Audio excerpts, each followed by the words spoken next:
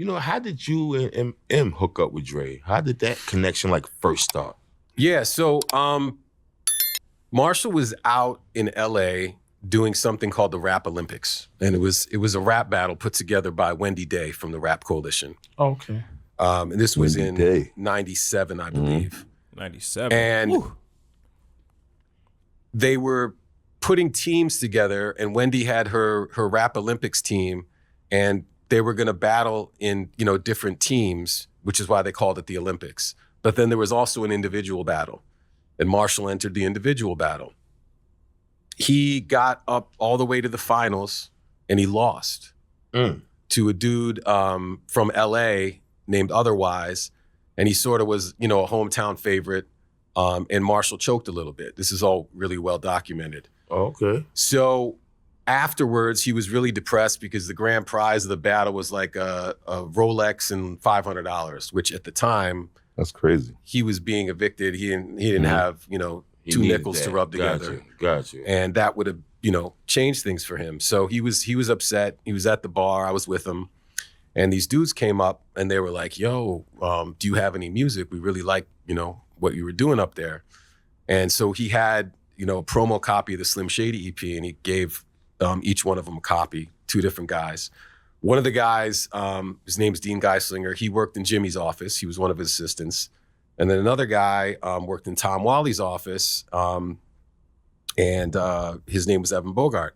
So I stayed in touch with those guys. I got their number.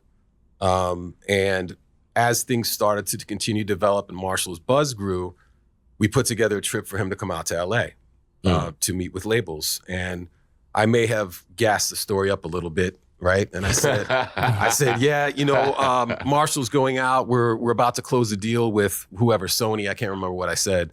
If you guys want to take a meeting, it's going to be your last opportunity. So Dean and Evan finally had the courage to bring Marshall's music to their bosses, and Dean brought it to Jimmy, and he said, there's this kid. I've been checking him out. I've been following him. I really think you should check it out. They have a deal on the table, which we didn't, but. Good one.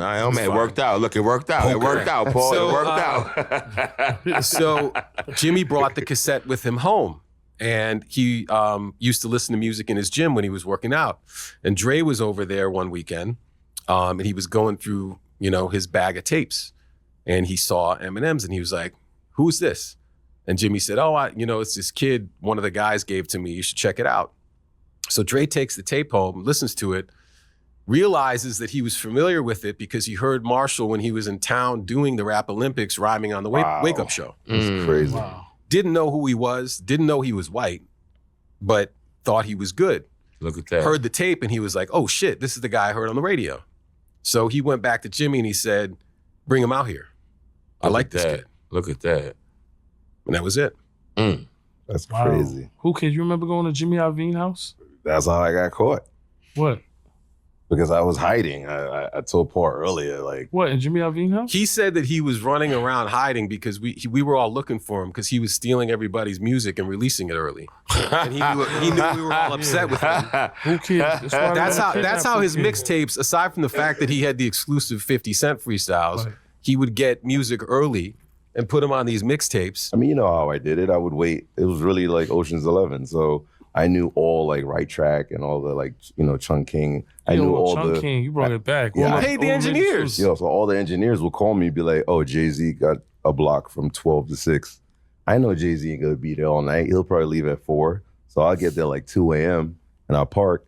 I see Memphis Bleak, everybody coming out, Beanie. And once they come out, see ya. See ya. $500. That hard drive. But what they do is they record right. the whole session. So even when Jay-Z's talking, everything, do it over, fuck him, it records. So I just gotta go through, the DAT. That's old school too. It don't matter. It a was 90-minute DAT. You gotta go get through that all that. exclusive. So It he was worth it. walked out of the studio with a DAT for $500. And you didn't know what was on it?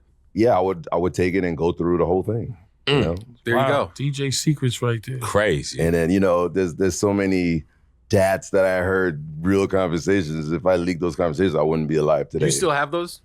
Yeah, somewhere. Yeah, I have old DATs. Mike can use That's how I got caught. We could definitely use some of those for the Real Report.